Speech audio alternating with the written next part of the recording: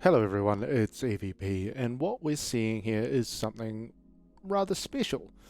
Because what this is the direct feed straight out of my PS VR 2. It just arrived today, and like a giddy schoolboy on his birthday, I ripped it open, chucked it into my PlayStation, and got to gaming.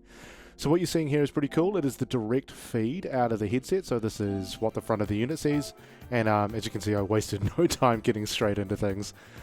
I bought this headset essentially just for Gran Turismo 7.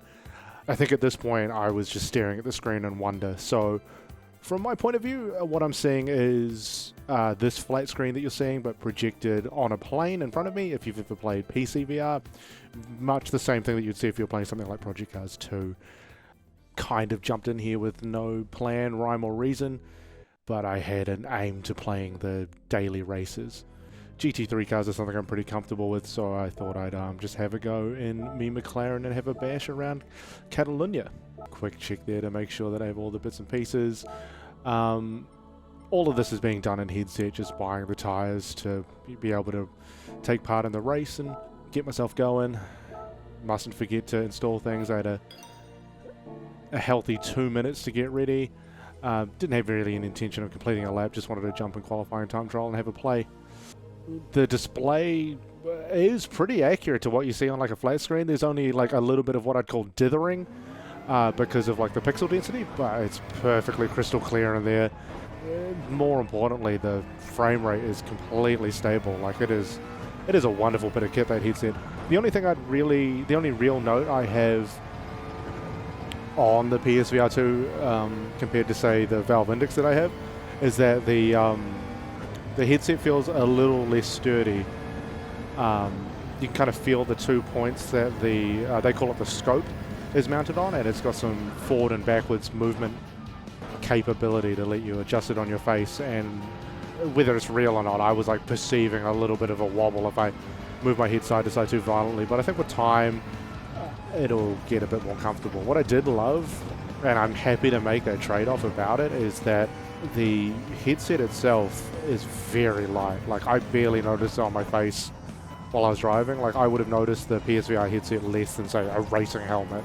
It's an airy, breezy thing to wear compared to like the OG Vive or the Index. It's I think in a longer session or like an endurance race, that headset would be worth its weight in gold. Like if they ever found a way to make it cross-compatible so that you could use the headset through SteamVR, you'd be on to a winner based on my sort of limited experience with these machines.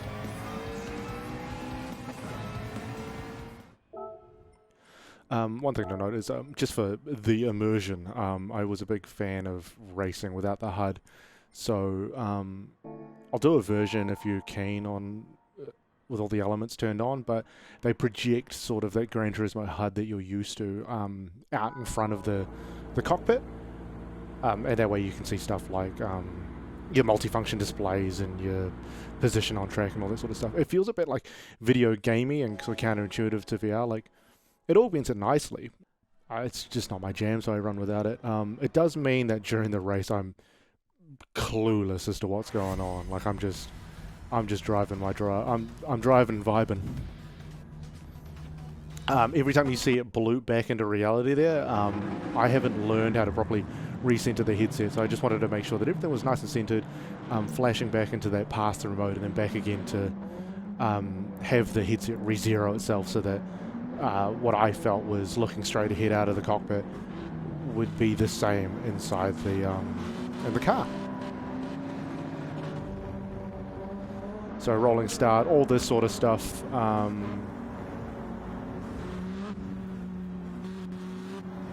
So when you're in third person in the game, it's projected on the plane, and this is the point at which you can see my what I'm seeing. So it looks like the game is projecting out of my left eye. You can see me marveling at my ability to use the actual game's mirrors. That's really cool.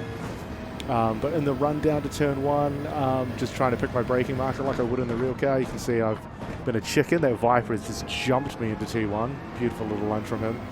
But this is just completely visceral. My heart rate got like ridiculously high. I saw a window open up, had a look up the inside. But you can see I'm just watching him the whole time, just out of my left side. And he put the squeeze on me really well. I had 2 wheels out onto the grass, and then it just kind of like upset me a little bit. Missed my braking point here, ran off. Thought I'd be sociable with mate in the grass, and then from here it was a recovery drive, really. But yeah, like that. In that first 15 seconds, I was absolutely sold on this as a system. Just the stereoscopic vision I personally love for spotting things like braking markers and judging my distance to cars in front.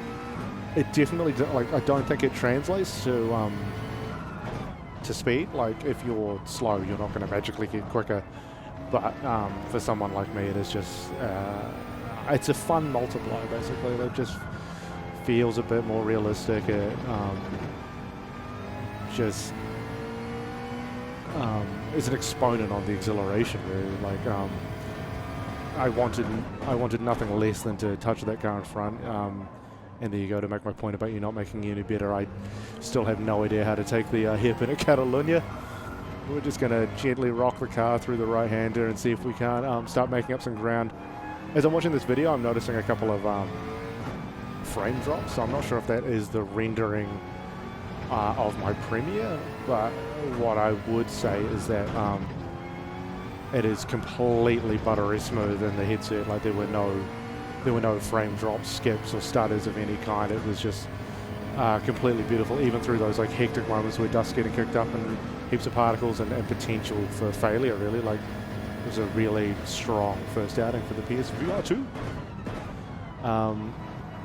Best part about being a D-Class racer is if you lose a whole bunch of ground in lap 1, it's pretty easy to get it back. You can see in the last turn our green mate had a big off, and we've tacked back onto the back of this Viper.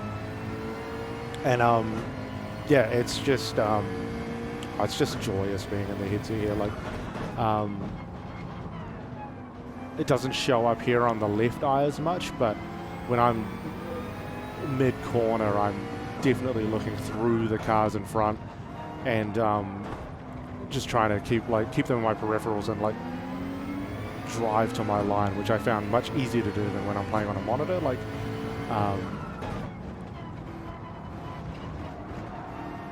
it really does make all the difference being able to basically just spot where the car you want to go. You can see the each little rotation of the field of view is me pointing my head and looking kind of where I want to be, and all the fat load of good it did here. I just had to back out, just completely miss the entry of the hairpin. If anyone's got any advice for me, please let me know, because all I'm doing is embarrassing myself. But I thought it was really important that I put this video out, sort of warts and all, to give you a really fair look of what it looks like to play the game in PSVR if it's something that you're keen on getting into.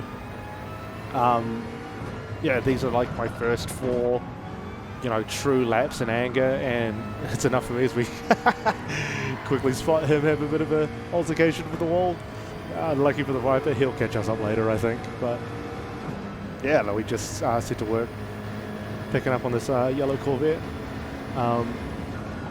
I definitely chickened out. I had no idea when he was going to brake, so I thought I'd sort of show the nose up the inside, see if I couldn't upset him. There's a Porsche that's just tacked onto our back end. That was me foolishly checking the mirrors sort of on entry. But, oh man, just, yeah, like, the one thing, well, not the one thing, but what I really want to do now is I get chickened out. Nice little bit of driving from the Porsche. I really do want to just get in a lobby, get in voice with a bunch of mates and bomb around the track and have a virtual track day. Just being able to, cut each other up and be menaces and admire each other's liveries and just like really experience Gran Turismo in a new way. It's something I'm immensely looking forward to, if I'm completely honest. Like, this game was like, I feel like it has a new lease of life just with this virtual reality functionality. Like, everything that was great, like everything that was good about this game going in, so like livery editing and customization and all those bits and pieces, like, it's just being able to get, for lack of a better term, like this close to those things that you make is just, it's a really exciting thing for me. Like in a fit of dwarfishness, I've made an approximation of the livery of the racing MX-5 that I have in reality, and I want nothing more than to make clones of the other MX-5s, have a little goofy little cup race in GT5 and go wheel to wheel with my mates without fear of doing thousands of dollars of damage to my real car. No, just real super, really childish things that I want to do and enjoy, and yeah, just yeah, like I've been out of the headset for the time it's taken me to record this video, and I just keep wanting to shut up and grin like a big dumb idiot, because yeah, it's just amazing living in the future, really. So you can see here I'm doing a pretty good job of jumping onto the back of this Corvette. He's gone a little bit wide, and I'm trying not to follow him there. The head movement is not something that I realised was that violent when I was in the moment. But what happened was that yellow Corvette kind of took the kitty litter, came back onto the track, and bumped my right side, and I had to do a little bit of work to keep the car on track. The wobbliness of that headset probably speaks to how light and lightly it is strapped to my head. But rest assured, it was not that sick-inducing in the moment in the car. But yeah, like it's probably worth mentioning that, like, if I was just playing this on the monitor, I probably would have gotten bored and given up like long ago. But I think, at least for me personally, like having it in VR did a lot of work for keeping me engaged for the duration of the race, keep me in it. Made it easier for me to focus on my lines. As you cross the line, like, I only finished 10th, but my god, like, was it an intense, like, it's probably the most intense 4 laps I've ever driven in Gran Turismo ever, probably since I was a kid. Like, yeah, you've seen the footage. I'll let you judge for yourself, but those were the that was my first experience in Gran Turismo 7 in virtual reality, and I guarantee you now it won't be my last. If you've made it this far in the video, thank you very much. I'd see you in the future. Just let me know if there's any sort of content you'd like to explore with me. Anyway, I've been EVP, and I'm going to go. Bye!